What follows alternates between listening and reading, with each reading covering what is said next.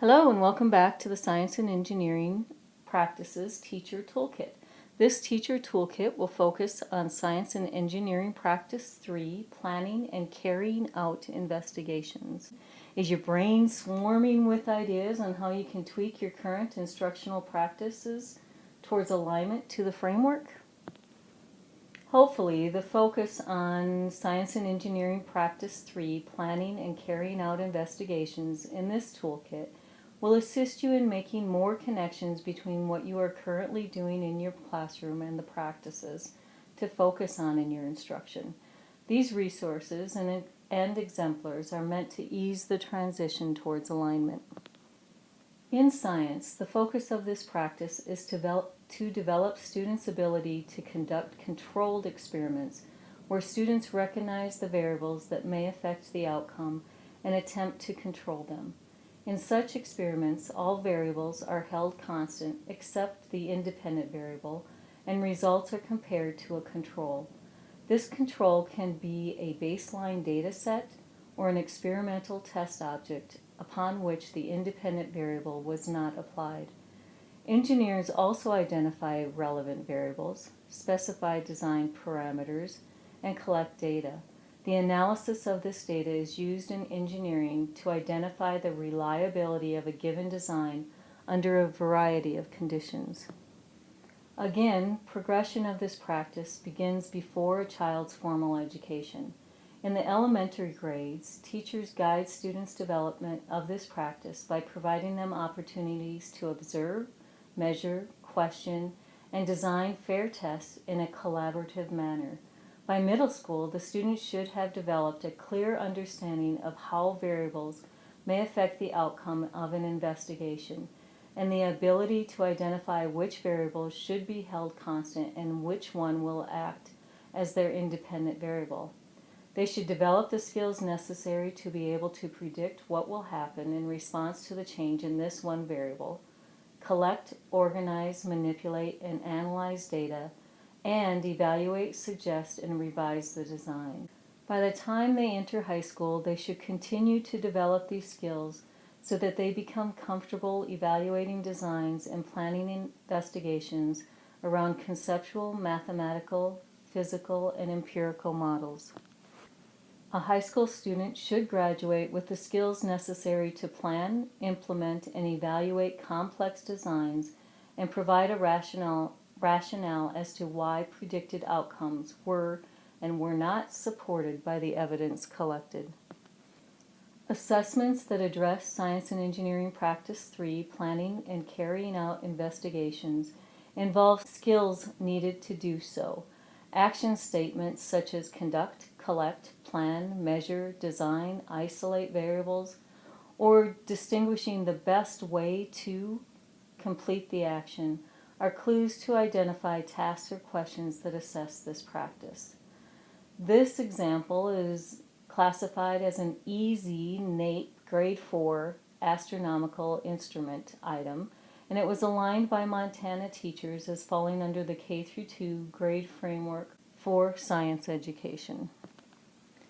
This is another example of a question at the K-2 grade level that addresses Science and Engineering Practice 3, but it requires a student to think more deeply. In this example, students need to understand how to read and interpret the information in the table, recall basic facts, explain the relationship between these facts, and explain their thinking. This is another item classified by NAEP as a Grade 4 item, Choose and Critique Setups for Investigating the Growth of Plants. And it was a hard Grade 4 item, but classified as falling under the K-2 grade framework by Montana educators with a depth of knowledge 3. Teachers from the summer item classification event aligned this item to grade 3 through 5 Science and Engineering Practice 3. Students again are required to think more deeply to develop the answer. They need to use and show reasoning in developing an investigative design that will lead to credible evidence to the question, how much does the length of the shadow change during the day? This could be easily asked as a multiple choice question and still require complex thinking if the student is required to choose the best procedure when given multiple procedures that are similar. This is a NAEP experimenting with shadows grade 8 item at a medium difficulty level. According to Montana teachers, this question addresses concepts covered in the K through 12 framework for science education grades 6 through 8. Since it requires more complex thought processes than simply recalling the definition of density and retrieving information from the table, the depth of knowledge needed to fully answer this question is at a depth of knowledge 2. Another question at the 6th through 8th grade level under Science and Engineering Practice 3 that requires more in-depth thinking. This is a NAEP critique and improve investigation about forces, grade 8 item, where Montana teachers agreed with the alignment of this NAEP and put it at a 6th through 8th grade level with a depth of knowledge level 3. This NAEP design experiment to test hypotheses about relatedness of species is a difficult grade 12 item. It is a prime example of the complex thought processes a high school student proficient in science is expected to exhibit. In this assessment item, the students are given the following information.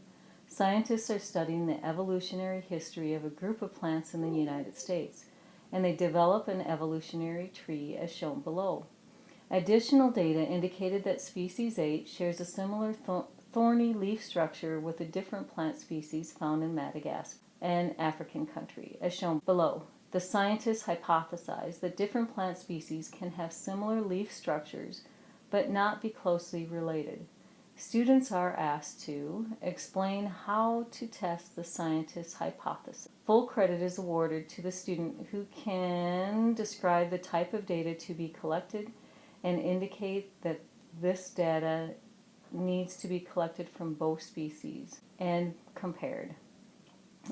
Student receives partial credit if they describe the type of data to be collected, or if they indicate that data need to be collected from both species and compared, and it's unsatisfactory if the student's response is inadequate or incorrect. This is a middle school lesson on natural selection and the development of antibiotic resistance. The activities can easily be modified for all grade levels. The link to this lesson is on the main page of the Next Generation Science Standards under the Implementation tab, Resources link, and Classroom Sample Task PDF.